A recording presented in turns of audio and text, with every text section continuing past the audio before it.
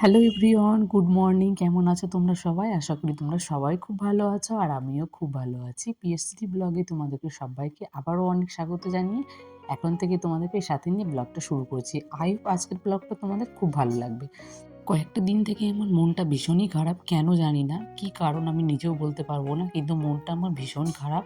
কেন সত্যি কারণটা আমি খুঁজে পাচ্ছি না, আর সেই জন্য তোমাদের সঙ্গে দুদিন আমার ব্লগ ভিডিও দেওয়া হয়নি। তার সাথে আমি ছোট্ট ছোট্ট মিনি ব্লগগুলো তোমাদের সঙ্গে শেয়ার করেছিলাম, সেটাতে তোমরা অনেক ভালো রেসপন্স দিয়েছো। আমি হয়তো ভাবছি যে আমি এই মিনি ব্লগগুলোই করব, তারপরে আবার ভাবছি যে না, আমার অনেক বন্ধু আছে যারা আমার লং ব্লগগুলো দেখে।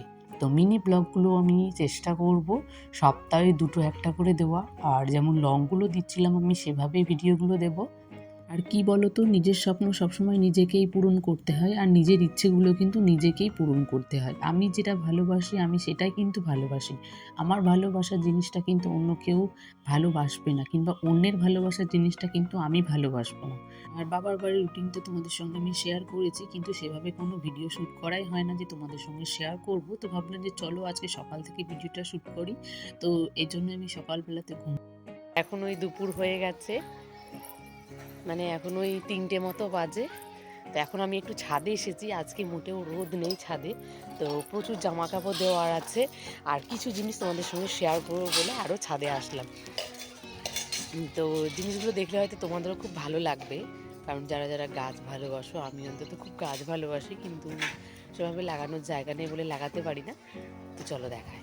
রোদ আজকে ঠিকঠাক করে ওঠেনি, সেই কারণে কিন্তু আমার কাজ করতে করতে মানে ওই বসে থেকে আলসি ভাবটা থাকতে থাকতে কিন্তু অনেকটা বেলা হয়ে গেছে। তারপরে দেখছি ভাই আবার নতুন কয়েকটা গাছ লাগিয়েছে, তার সাথে কিন্তু পুরনো গাছগুলোকে এনে রেখেছে। তাই জন্য দেখো ছাদটার পুরো লুকটাই আজকে পাল্টে গেছে। আর এই যে আমের মুকুলটা দেখছো, এটা কিন্তু আমি প্রথম যেদিন যাই সেদিনই তোমাদের সঙ্গে শেয়ার করেছিলাম। পাতাগুলো এনে রাখলো, আর এটা কি ফুল গাছ আমি জানি না, তোমরা অবশ্যই সবাই কমেন্টে জানিও কি ফুল গাছ। আমি জানি না, আজকেই চারাগুলো লাগানো হয়েছে, তো খুব ভালো লাগছে। আর এই যে আমের যে গাছটা দেখেছো, এই যে একটাই মুকুল এসেছে, তো মুকুলটা আস্তে আস্তে বড় হয়ে যাচ্ছে। প্রথম যেদিন এসেছিলাম তোমাদের সঙ্গে শেয়ার করেছিলাম, এই যে আরও একসাথে দুটো গাছ আনা হয়েছে।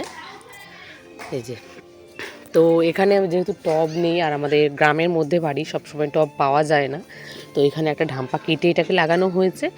আর এই যে এখানে আর একটা গাছ আছে, তো এখানে বারবার একটা পাতাগুলো এনে রেখেছে, এটা একটা টবে রেখেছে, টবে। আর এই যে এখানে এটা একটা ক্যারি প্যাকেটের মধ্যে রেখেছে মোটা করে। আমি বললাম গাছটা নাহলে শুকিয়ে যেত, তো সবাইকে আমি দেখেছি যে এরকম একটা ক্যারির মধ্যে সবাই লাগায়, তো তাই বললাম যে এটা লাগিয়ে দাও, আপাতত যখন না থাকবে তখন একটা টব নিয়ে আসবা, তখন এটা লাগানো হয়ে যাবে। তো যেহেতু এটা শীতকালে নাকি ফুল দেয়, তো দেখা যাক। আর এই যে দেখো আজকে হচ্ছে রোদের কি অবস্থা, মানে এত জামা কাপড়, মানে কোথায় যে শুকোবো। আমার বাড়িতে যেমন খুব কষ্ট হয়ে যায়, ওই ছাদে সিঁড়ি নেই বলে, তো এখানে দেখো। আর এখানে আমি নিয়ে এসেছি এই যে খাবার জন্য একটা লেবু, ভাত খেয়ে আসলাম উপরে, তো ভাবলাম যে চলো একটা রোদে বসে একটা লেবু খাওয়ানো যাক। তো অন্ধকার মনে হচ্ছে, হ্যাঁ, আজকে খুব একটা রোদ নেই, তো ছাদে আসলাম। মামাম এখন নিচে ঘুমাচ্ছে, আর এখানে আসলে না আমার দুপুরের ঘুমটা কেমন উড়ে যায়। তো চলো খেয়ে নিই। আমি জানো তো একটু লেবু খেতে পছন্দ করি না, আমার মতো কে কে আছে তোমরা অবশ্য কমেন্টে জানিয়ে। তো আমার না একটুও ভালো লাগে না খেতে। এই যেটাতে লাগা আছে দেখো, এই পাতাগুলো সব শুকিয়ে গেছে, তারা তুলেও ফেলে না, নষ্ট হয়ে গেছে গাছটা। এই যে দেখো কোথা থেকে কোথায় গেছে। আর এদিকে আছে একটা আমাদের কাঁঠাল গাছ। এই যে আমাদের কাঁঠালের গাছটা দেখছো, এটাতে কিন্তু প্রচুর কাঁঠাল হয়। সে মাটির তলা থেকে আগে হতো, তো এখন আর হয় না, এখন মাটির ওপর থেকেই হয়। তবে কিন্তু গাছের গোড়া থেকে পুরো ডগা পর্যন্ত একই রকম কাঁঠাল হয়। কিন্তু আগের বছর থেকে কি হয়েছে কি জানি, গাছটাতে কিছু বোঝা যাচ্ছে না, পোকা লেগে গেছে, আর হয় না, মানে ঠিকঠাক করে হয় না। হলেও না আগের মতো মনে হয় কোনো স্বাদই পাওয়া যায় না। তো দেখো সন্ধে হয়ে গেছে, তারপর আমরা একটু সন্ধ্যের টিফিনটা করে নিয়েছি, তারপরে আবার রাতের জন্য কিছু তৈরি করছি। তো এখন তো শীতকাল পড়েই গেছে, আমরা সবাই জানি শীতকাল মানেই হচ্ছে পিঠে পুলি খাওয়ার দিন। তো মাও আজকে পিঠে বানাচ্ছে, তো এই জন্যই মা এখানে ভালো করে যে চালের গুঁড়োর আটাটা হয় সেটা মেখে নিচ্ছে। তার সাথে দেখো মামাম কিন্তু একটু আটা নিতে এসেছিল, তো সেখানে মামামের সঙ্গে একটু খেলছিল। আর আগে জানো তো আমাদের বাড়িতে পিঠে মানে শীতকাল পড়লে প্রথম থেকে সেই শেষ পর্যন্ত হয়ে যেত, কিন্তু এখন সেই আর পিঠেটা হয় না। এখন ওই দুবার একবারই হয় মাসের মধ্যে, মানে ওই শীতকালের মধ্যে। তো কেন হয় না জানো তো? কারণ বাড়ির লোক যদি না খায় না, সেটা ভালো লাগে না। আর সবথেকে পছন্দ করতো আমার বাবা। তো বাবা যেহেতু এখন ভালোবাসে না বলতে বাবা টোটালেই খায় না। এর জন্য বাবা সেটা পছন্দও করে না। তো মা সেটা এজন্য বেশি করেও না। তা আমাদেরও সেটা ভালো লাগে না যে বাবা খায় না আমরা খাবো, সেটা আমাদেরও ভালো লাগে না। এজন্য আমরা সবাই বারণ করি। তো এখানে দেখো সবাই মিলে আমরা পিঠে বানাতে বসে গেছি।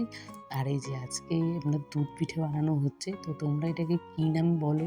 অবশ্যই তোমরা কমেন্টে জানিও তো। আর এখানে দেখো আমি পিঠে বানাচ্ছিলাম। আমি খুব একটা ভালো পারি না। তবে মা যেহেতু ওদিকে রান্নাটা করছিল তো আমাকেই বলল বানাতে। তো দেখো আমার করাই হচ্ছে না। অনেকক্ষণ জোরে একটাকে আমি ট্রাই করেছি। শেষমেশ তারপরে কয়েকটা হয়েছিল। কারণ এই পিঠে করতে গেলে না অনেক লোক লাগে, তার সাথে করতে হয় অনেকটা সময় ধরে। পুরো সন্ধ্যে থেকে রাত পর্যন্ত করেছি। তো এই দেখো এখানে মা সব সিদ্ধ করতে বসিয়ে দিয়েছে।